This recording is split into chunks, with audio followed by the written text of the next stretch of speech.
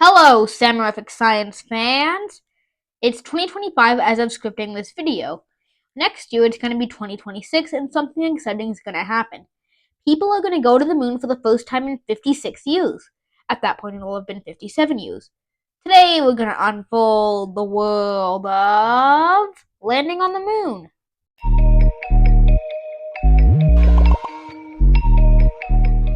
The Apollo 11 mission carried Neil Armstrong, Buzz Aldrin, and Michael Collins to the moon in 1969. Fun fact, the LEGO Apollo 11 set has 1,969 pieces. Neil Armstrong was the first person to step on the moon, and Buzz followed soon after. Michael never stepped on the moon, he stayed on the ship. But while they were the first humans on the moon, other inanimate objects were sent up first.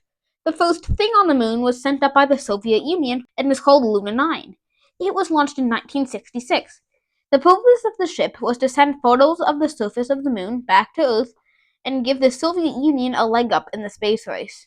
For those who don't know what the space race was, it was basically NASA and the Soviet Union trying to be the first group to get people on the moon. It lasted from 1957 to 1969. It started with the Soviet Union challenging NASA, saying they wanted to put men on the moon, not long after NASA said the same thing. In 1975, the Soviet Union decided they needed to work together with NASA. To show the new alliance, the Apollo-Soyuz project was launched.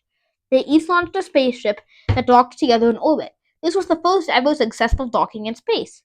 However, even though the countries ended the space race as a tie, most people still say NASA won as they put man on the moon first, despite them falling behind in the race a while before.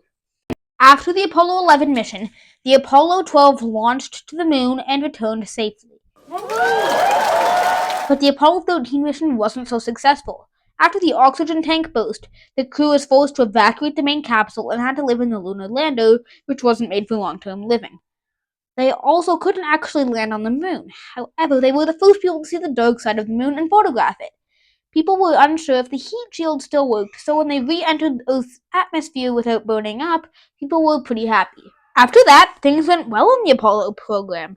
That is, until Apollo 18, which, along with 19 and 20, had been planned but were cancelled due to money problems.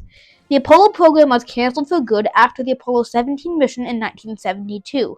Now, as of scripting this video, no one's walked on the moon in 53 years. NASA says that people haven't been back to the moon because the technology was lost, which makes sense. After the Apollo program was cancelled, they weren't going to keep all these factories around for just in case we go back to the moon. Same reason you don't see people using old technology like record players. But now they're putting people back on the moon next year with Artemis 3. In 2022, the Artemis 1 program was launched to test new launch systems and spacecraft designs. The Artemis 2 had people in it and they flew to space testing vital systems like oxygen tanks, and next year Artemis 3 is going to be launched to bring people back to the moon. We hope this is going to be the first step to adding buildings and research centers to the moon for people to live.